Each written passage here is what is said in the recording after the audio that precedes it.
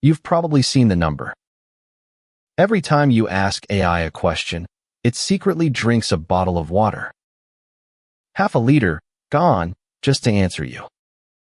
It's the kind of fact that sticks. The problem is, when you go looking for the real figure, the experts don't agree. Not by a little. One careful study says a single question can cost around 50 milliliters of water. Google says it's a quarter of one. That's not a small gap. That's the same question, answered 100 times apart. So which is it? Today, let's actually find out. Here's what makes this so confusing. Nobody in this fight is lying. The scary number is real. The tiny number is also real. They come from serious researchers and the company's own reports, and they still land 100 times apart. When that happens, it almost always means one thing.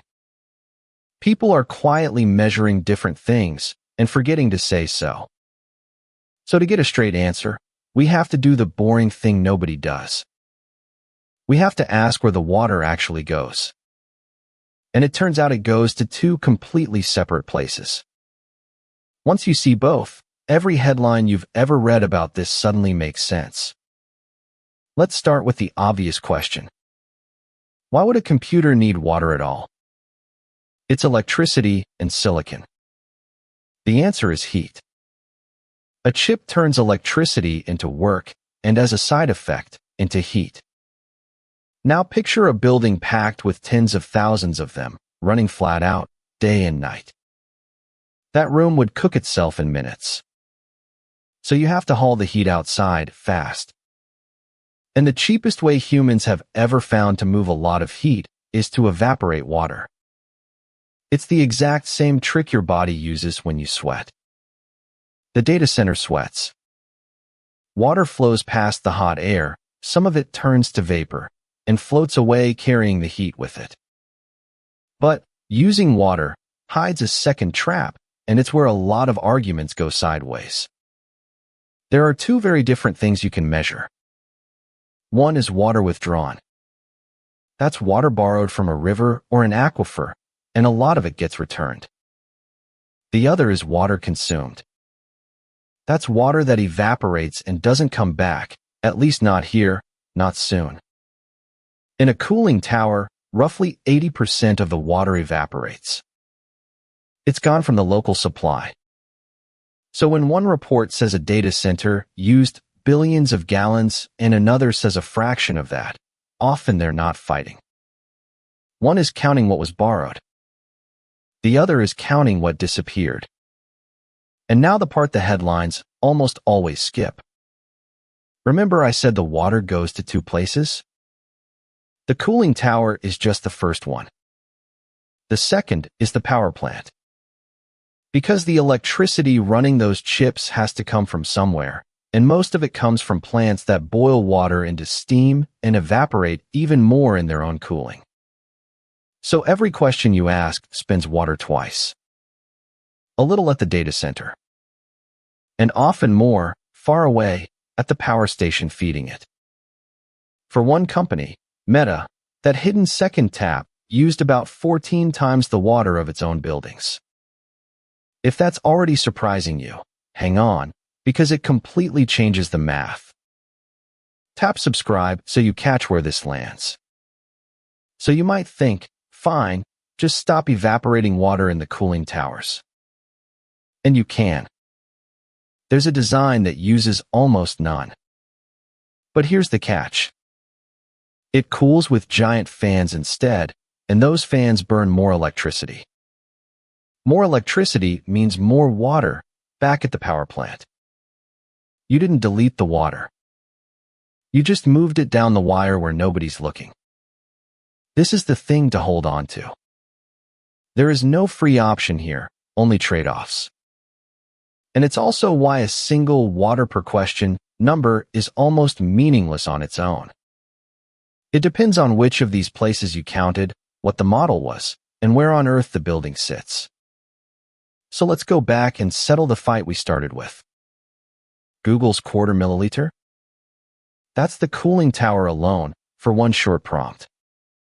The 50 milliliter figure?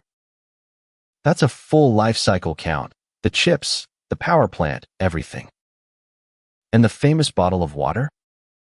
Read the actual study, and it never said per question. It said one bottle for 10 to 50 answers on an older model, and most of that was power plant water, not the data center. So every number was true. They were just standing in different rooms. There's one more reason they drift apart, and it's the fairest one.